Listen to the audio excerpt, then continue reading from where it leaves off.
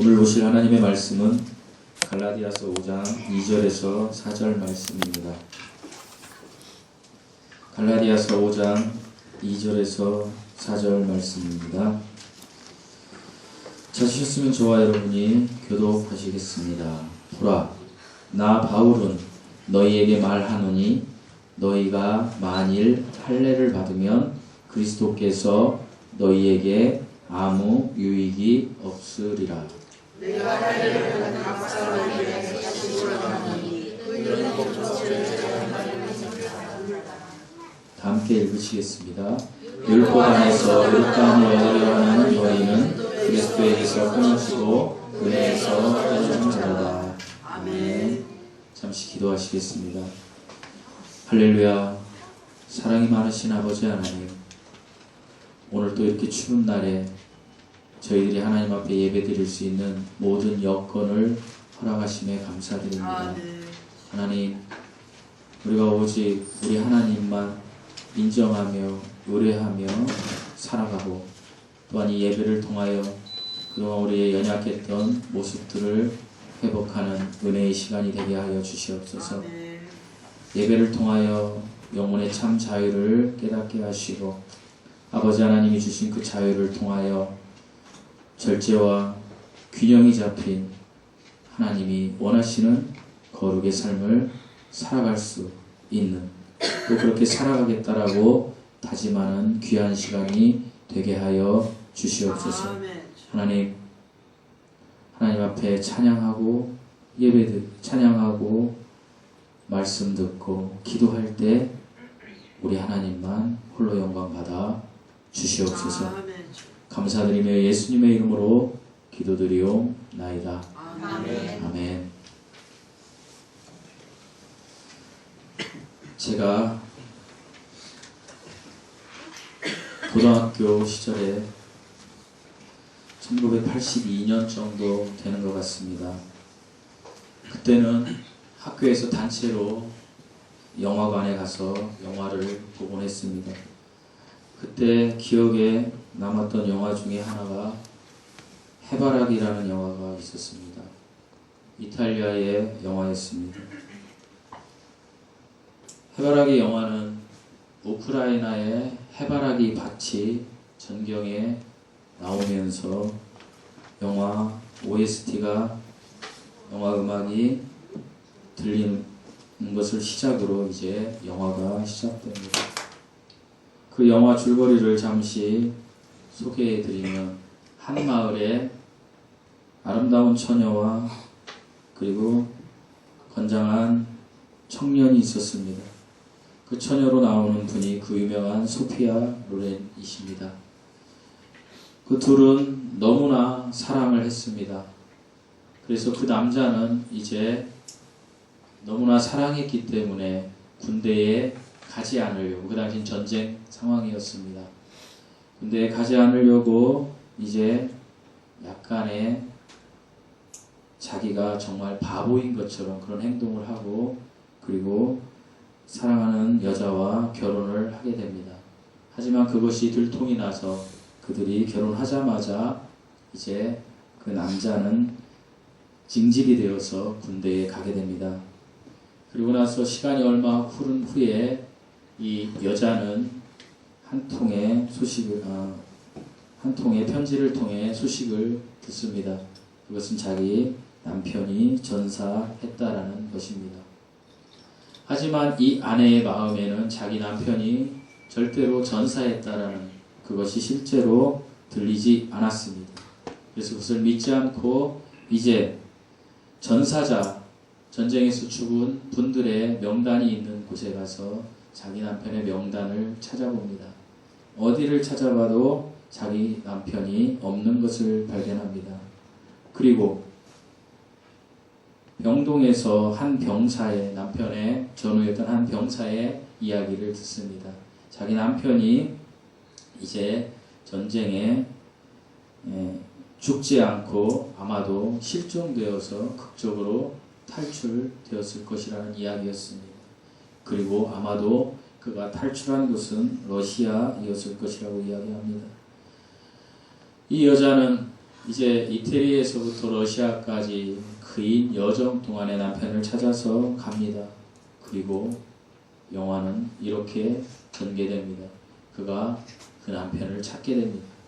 그 남편을 찾게 된 러시아 땅, 그곳에는 그 남편과 그리고 그 남편 옆에 새로운 여인이 있었습니다.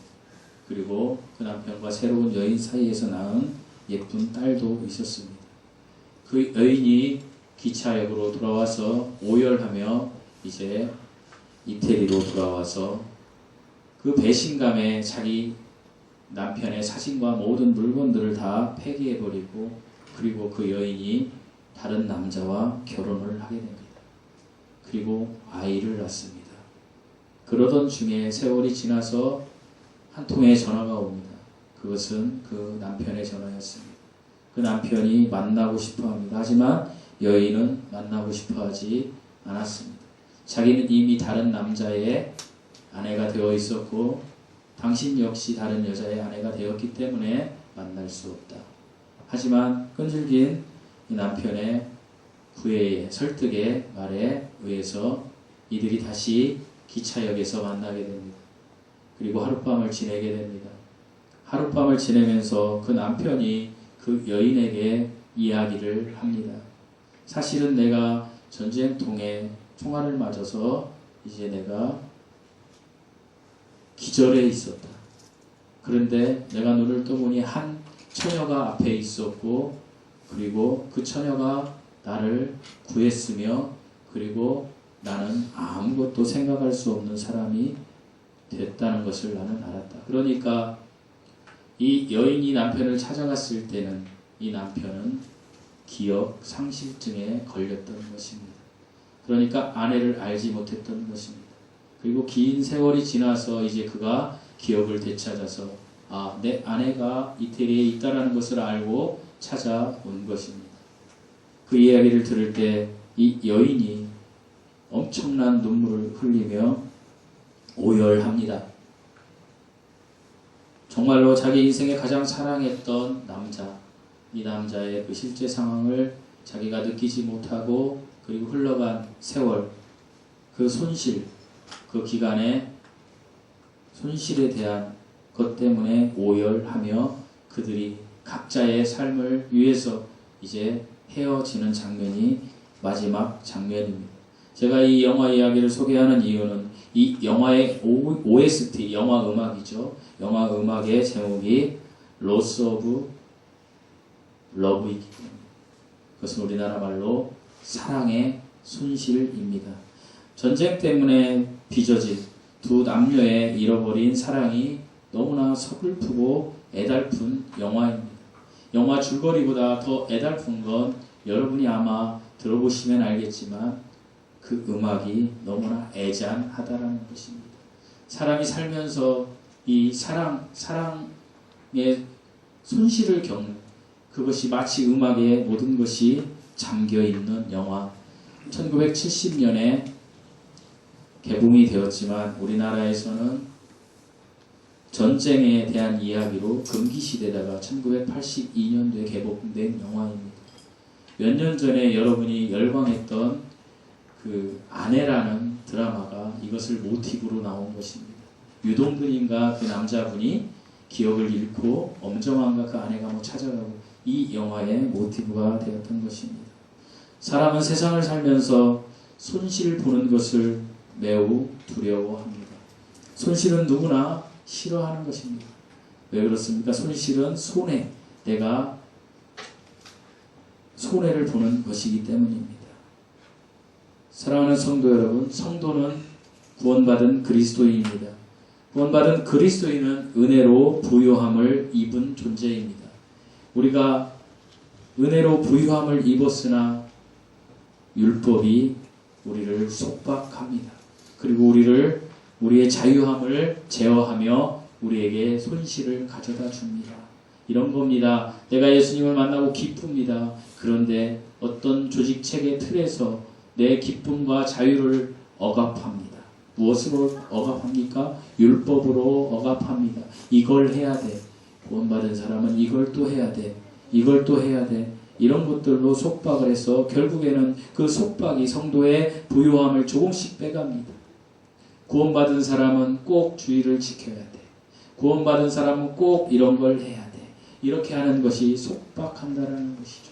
물론 주의를 지키고 섬기고 이렇게 하는 것은 하나님의 뜻입니다. 하지만 그것을 구원받은 사람의 의무라고 이야기하는 그 누룩은 우리의 부요함을 조금씩 빼가는 역할을 한다라는 것입니다.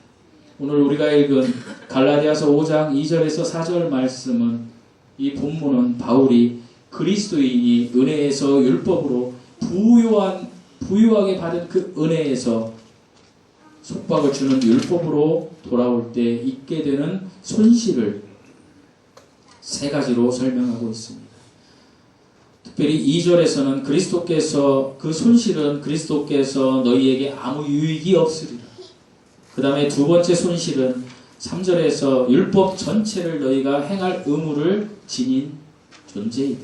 그리고 마지막 손실은 세 번째로 4절에서 너희는 그리스도에게서 끊어지고 은혜에게서 떨어진 자가 된다라는 것입니다.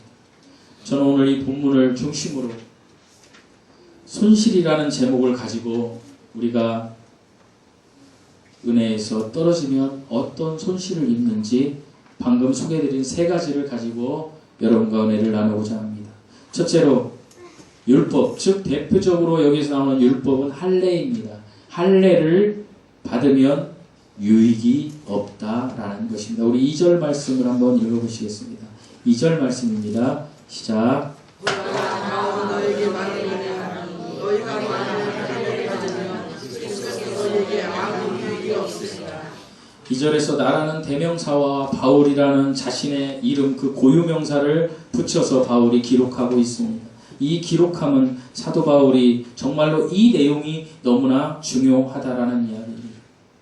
이 내용은 무엇입니까? 너희가 할례를 받음으로 구원을 받을 수 있다라고 생각하는 것은 잘못된 것이라는 것입니다.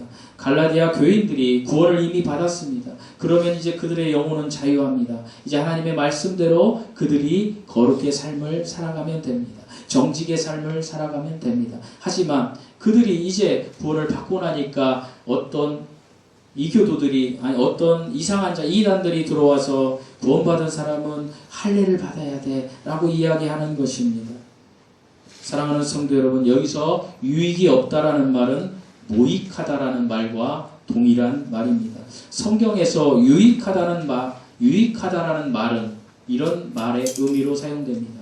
무언가를 살리다, 특별히 생명을 살리다 혹은 일으키다, 이런 이야기합니다. 이런 이야기로 표현이 됩니다. 그런데 반대로 무익하다라는 말은 죽인다, 이런 뜻이 있습니다. 생명을 죽이는 것입니다. 내가 구원을 받았는데도 이미 내가 구원받았는지 못 받았는지 알지 못하게 해버린다라는 것입니다. 당신 안식일을 지켜야 돼. 구원받은 사람은 안식일을 지키는 것이 당연한 거야. 그런데 내가 어떻게 하다가 안식일을 지킬 수가 없는 상황이 됩니다. 그러면 이렇게 자책하게 되는 겁니다. 내가 안식일을 안 지키니까 구원을 못 받았나 봐. 이렇게 생각할 수 있다는 것입니다. 이것이 율법이 주는 속박이라는 것입니다. 바울은 그리스도께서 너희에게 유익하지 않다라는 말을 이렇게 우리에게 표현하고 있는 것입니다. 오늘 본문 1절에 보면, 5장 1절에 보면 종의 멍에의 대표적인 상징으로 표현되는 것이 2절부터 할례입니다. 왜 할례를 받지 말라라고 바울이 이야기합니까? 그것은 할례가 죄의 종노릇을 하기 때문입니다. 하나님이 일찍이 유대인들에게 할례를 하라고 명령하셨습니다. 그것이 창세기 17장에 아브라함에게 명령하셨고, 모든 아브라함에게서 난 자녀들은 언약의 표적으로 할례를 받는 것을 명하셨습니다. 하나님의 명령이었습니다. 그래서 99세에 아브라함과 그리고 그 모든 자녀 이스마엘, 모든 남자들은 다 포피를 잘라서 할례를 받았습니다. 하나님께서 명령하신 것입니다. 하나님은 또한 모세에게도 명령했습니다. 남자는 모두 다 할례를 받으라고 이야기했던 것입니다. 그래서 유대인들은 그 할례 문화를 지키며 이집트에서, 애굽에서 노예 생활을 할 때도 그대로 행하였습니다. 그런데 이제 갈라디아 성도들에게 초대교회에서 회심한 갈라디아 성도, 이들은 이방인입니다. 유대인이 아니기 때문에 이 이방인들에게도 이 관례를 지켜야 된다. 이건 하나님의 말씀이다라고 이야기하는 것입니다. 물론 하나님의 말씀이 맞습니다. 그러나 그들은 이 하나님의 말씀이 하나님의 경륜에 따라서 이어지는 것을 몰랐기 때문에 모든 사람에게 할례를 받아야만 너희가 구원의 표적이 되고 구원받을 수 있다라고 지금 종용하는 것입니다. 그러나 바울은 뭐라고 이야기합니까? 할례를 육신으로 받는 것보다 더 중요한 것은 마음의 할례를 받는 것이라고 이야기하고 있습니다. 로마서 2장 29절에서는 이런 말씀이 있습니다. 오직 이면적 유대인이 유대인이며 할례는 마음에 할지니, 어디에 할지니? 마음에 할지니. 예수 그리스도가 이 땅에 오셔 십자가에 죽으시고 그리고 부활하신, 그리고 은혜의 복음을 들은 사람들은 할례를 어디에 받을지니? 마음에 받아야 된다는 것입니다. 이건 영에 있다라는 것입니다.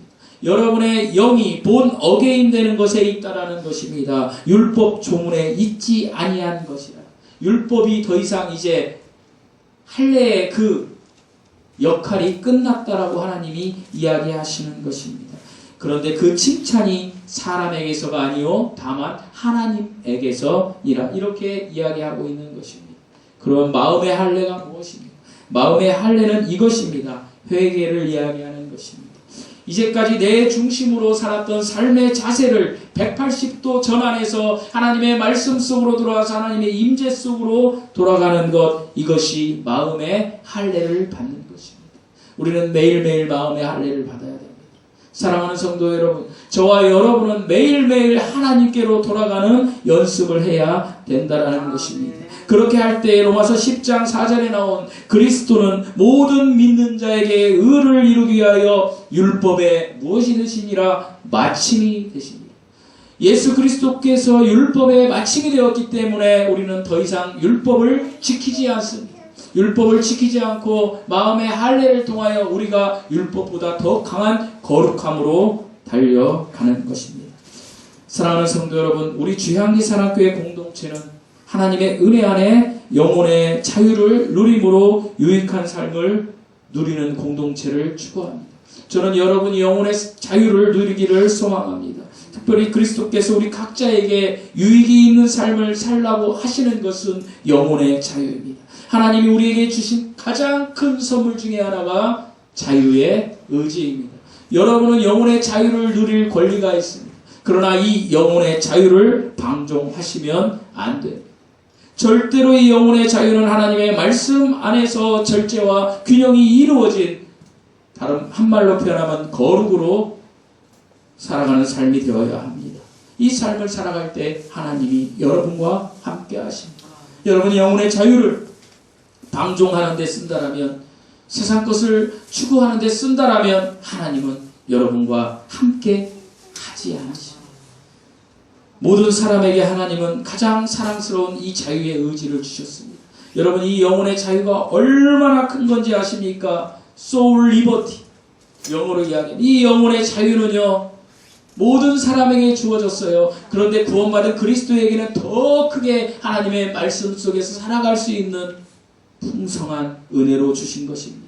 세상 사람들은 지옥을 택할 권리가 있어요. 여러분, 이 영혼의 자유 모든 사람에게 하나님이 주신 거예요.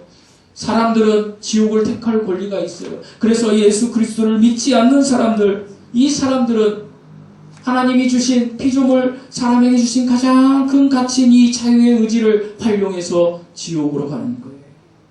여기에 앉은 분들은 이 자유의 의지를 예수 그리스도의 믿음 안에서 사용하시기를 바랍니다. 그렇게 할 때 우리의 삶에 유익이 있습니다. 우리의 삶에 유익이 있는 삶을 살 때 주님이 함께 하십니다. 여러분의 삶에 주님이 함께 하시는 은혜가 있기를 예수님의 이름으로 축원드립니다. 둘째, 손실입니다. 할례를 받은 각 사람은 3절 말씀입니다. 율법 전체를 행할 의무를 가지게 된다는 것입니다. 우리 3절 말씀을 다 함께 읽어보시겠습니다. 시작. 내가 할례를 받는 각 사람에게 다시 심하노니 그들은 율법 전체를 행할 의무를 가지라. 누구든지 구원에 이르는 의를 이루기 위하여 할례를 받아야 한다라고 주장한다라면 그리고 그 할례를 받아서 구원에 이르렀다고 생각하는 사람들은 모세가 준 그 율법 613가지 전체를 행할 의무를 지닌 자라는 것입니다. 여러분 잘 생각해 보십시오. 우리가 할례를 통하여 구원을 받았다라고 한다면, 그리고 어떤 사람이 구원을 받기 위해서는 어떤 것이 필요한다라고 한다면, 그 사람은 하나님이 뭐라고 이야기하십니까? 율법 전체를 지켜야 한다라고 이야기하시는 것입니다. 은혜로 사는 것은 하나님을 의지하는 것입니다. 우리는 은혜로 구원받고 은혜로 삽니다. 반면에 율법으로 사는 것은 내 힘을 의지하는 것입니다. 그러니까 할례를 받는다고 하는 것은 하나님 대신에 내가 육체적으로 뭘 한다라는 그것이라는 것입니다. 율법주의자들은 온 율법이 아니라 내가 지킬 수 있는 것만 지키고 나는 영적인 사람이 됐다라고 합니다. 여러분 잘 들어보십시오. 우리가 사는 이 세상에도요, 굉장히 경건한 사람들이 많아요. 이 경건한 사람들이 하나님을 매일 만나고 하나님께 기도하고 하면서 그 사람들이 뭔가를 받고 뭔가를 생각해요. 그리고 그 사람들이 한 가지씩을 가져요. 어떤 사람은 새벽 기도를 해야 됩니다. 어떤 사람은 주의를 지켜야 됩니다. 어떤 사람은 사람에게 잘해야 된다. 각기 달라요. 그러면서 그것을 해요. 그것을 하고 나서 어떻습니까? 그것을 하고 자기가 마음이 충족해집니다. 나는 매일매일 새벽 기도하니까 하나님의 은혜를 입은 사람이야. 나는 경건한 사람이야. 나는 매일매일 몇 시에 큐티를 하니까 정말로 나는 하나님의 은혜를 입은 사람이야 하면서 나머지 율법은 안 지킨다. 하나님이 나머지 말씀하신 건 안 지킨다는 거. 여러분 제가 지금 소개한 거, 경건한 생활, 큐티, 새벽 기도, 예배 드리는 거, 이거 정말 소중해요. 이거 안 하는 사람보다 하는 분이 더 하나님이 좋아해요. 그런데 그거 한 가지를 가지고 내가 마치 구원받아서 내가 모든 것을 다 하고, 그렇지 않은 사람은 내가 그저 칼로 정죄하는 거, 이것은 잘못됐다. 사랑하는 성도 여러분, 우리가 하나님 앞에 일을 할 때 삭시되어서는 안 돼요. 우리가 하나님 앞에 일을 할 때 우리는 은혜로 해야 돼요. 우리가 무슨 일을 할 때 사람을 바라보아서는 안 돼요. 그런데 사람의 특성은 사람을 바라보게 되어 있어요. 나는 이렇게 새벽 기도도 하고 나는 매일 주일 예배도 하는데 아무개는 이렇대. 이거 하지 말라는 거예요. 하나님이. 왜 그렇습니까? 네가 새벽 기도를 하면서 남을 비판하는 것은 네가 그것을 새벽 기도를 율법으로 만들어버리는 거예요. 네가 새벽 기도를 은혜로 바꿀 수 있는데 네가 율법으로 바꿔서 그 율법을 너는 그 한 가지 지키면서 네가 자족하지만 하나님의 말씀에는 네가 모든 율법을 지켜야만 되는 거란다 라는 것을 반증한다. 율법주의자들은 온 율법이 아니라 자기가 지킬 수 있는 것만 지키는 게 율법주의자예요. 여러분, 저와 여러분은 그렇지 않은지 한번 생각해 보세요. 영적인 사람으로 군림하려고 해요. 내가 성경 많이 읽었으니까. 특히 목사나 이 가르치는 선생들이 그래요. 자기는 성도들보다 더 거룩한 삶을 살지 못하면서 마치 가르칠 때는 막 그런 것처럼 하면서 나는 영적인 사람이에요. 대단하게. 이게 율법주의자예요. 여러분, 저는 우리 교회 공동체가 영혼의 자유를 가지고 저와 여러분이 어디에서든지 우리의 쓴뿌리들을 서로 이야기할 수 있는 공동체가 됐으면 좋겠어요. 그렇게 안 될 거예요. 그런데 왜 내 자존심을 걸고 그렇게 해요? 그렇게 안 돼. 내가 여기 나와서 누군 간증하라면 내가 왜 내 쓴뿌리를 얘기해요? 안 될 수 있어요. 그렇다면 우리가 똑같은 사람입니다. 저도 제 쓴뿌리를 다 얘기 못하고 여러분도 못할 거라면 여러분 이분한테는 하십시오. 누구요? 하나님께 하십시오. 여러분 기도의 시간을 가지시고 하나님 앞에 여러분의 그 쓴뿌리, 여러분의 속에 있는 모든 쓴뿌리를 하나님 앞에 이야기하세요. 교회 공동체 이야기하지 마시고. 그렇다면 모든 인간은 쓴뿌리를 얘기하면 판단하게 돼 있거든요. 저한테도 얘기하지 마세요. 하지만 하나님께 얘기하세요. 그리고 하나님 앞에 죄인으로 나가세요. 그럴 때 하나님의 위로하심이 여러분을 만져주실 거예요. 그러면 여러분은 은혜의 사람이 될 거예요. 그렇지 않으면 우리는 율법주의로 갈 소지가 다 있는 사람들이에요. 저와 여러분이. 내가 조금 공부 더 해서 내가 좀 뭐 가르치니까 내가 뭐 한 것처럼. 저와 여러분이 한 게 뭐가 있어요? 아무것도 없어요. 우리가 할 것은 하나님 앞에 하나님의 긍휼을 구하는 거, 이거밖에 없다라는 거예요. 사랑하는 성도 여러분, 하나님 앞으로 나아가십시오. 사단은 끊임없이 우리의 죄성을 이용해서 율법 아래 삶을 요구해요. 속박해요. 뭔가를 해야 되는 것처럼. 하지만 우리는 그리스도를 믿는 믿음 아래로 들어가야 해요. 이것이 은혜예요. 이것이 영혼의 자유예요. 이 은혜를 누리시는 삶을 살기를 축원드립니다. 셋째로 손실 세 번째입니다. 4절입니다. 행위로 구원받으려 하는 자는 그리스도에게서 끊어지고 은혜에서 떨어진 자입니다. 우리 4절 말씀 함께 읽어보시겠습니다. 4절 말씀입니다. 시작.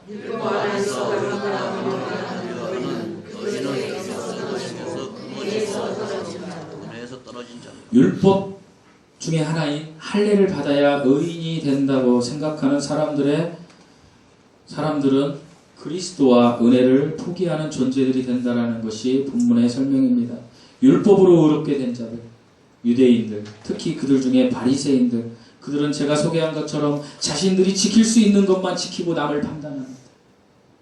성경을 줄줄줄 외고 성경을 가르치고 안식일을 지키고 그렇게 하면서 바리새인들이 어떻게 했습니까? 뒤에서는 돈을 다 빼돌리고 자기 이익을 위하여 살았습니다. 그것이 대표적인 사람들입니다. 그리고 그들이 하나님이신 성자 하나님이신 예수 그리스도가 이 땅에 오셨을 때 어떻게 했습니까? 예수 그리스도를 십자가에 못 박아버렸습니다. 죽여버린 것이죠. 우린 여기에서 의문이 생깁니다. 특별히 갈라디아 성도들에게 의문이 생깁니다. 그리스도를 믿음으로 구원받고 갈라디아 성도들은 그리스도를 믿음으로 구원받은 성도들이에요. 4장까지. 근데 그들에게 그 이단들이 들어와서 꼬시는 거예요.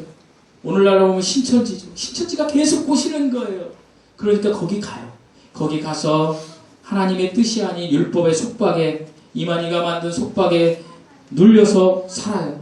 제가 여러분에게 질문하겠습니다. 누군가가 예수 그리스도를 믿고 그들에게 들어가서 이단의 행위를 하고 율법에 속해 있다면 그들이 구원을 잃어버립니까? 제가 질문한 거예요. 그들이 구원을 잃어버립니까? 안 잃어버려요. 절대 구원을 잃어버리지 않습니다. 사랑하는 성도 여러분, 여기에서 은혜에서 떨어진 자라는 거, 그리스도에게서 끊어지고 은혜에서 떨어진 자라는 표현은 이것입니다. 은혜에서 떨어져 나갔다라는 의미는 너희는 중요합니다. 여기서 우리 4절 말씀에서 율법 안에서 의롭다함을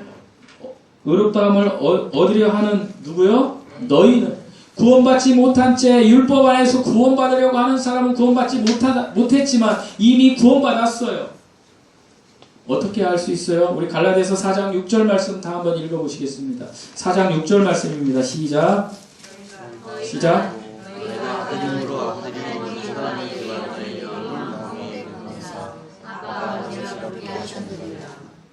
이미 하나님의 아들로 인정된 사람들이에요. 그리고 4장 28절 한번 읽어보시겠습니다. 28절 시작.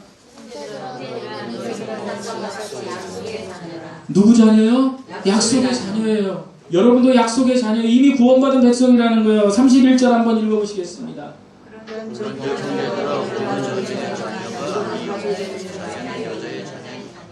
이미 구원받았는데 내가 아무런 삶의 변화가 없어요. 내 삶에 거룩함이 없으니까 내 삶의 변화가 없어요. 그것을 예수님 탓으로 돌리는 거예요. 그래서 뭔가 다른 걸 찾아나간다는 거예요. 그것이 율법이라는 거예요. 그래서 율법으로 내가 뭔가 또 구원을 받을 수 있을까 하고 찾아나려고 하는 너희는 그리스도에게서 끊어지고 은혜에서 떨어진 자다. 하지만 구원이 잃어버린다는 이야기는 아니라는 거예요. 이미 구원받은 성도들이라는 거예요. 이 말은 지금 은혜에서 떨어졌다라는 이야기는 은혜의 영역에서 벗어났다라는 이야기예요. 무슨 이야기라고요? 은혜의 영역에서 벗어났다. 제가 예수님을 만났을 때 전 너무 기뻤어요. 제가 예수님을 만났을 때 제가 얼마나 기뻤는지 그냥 보는 사람마다 제가 예수님 믿냐고 물어봤었어요. 그 당시에.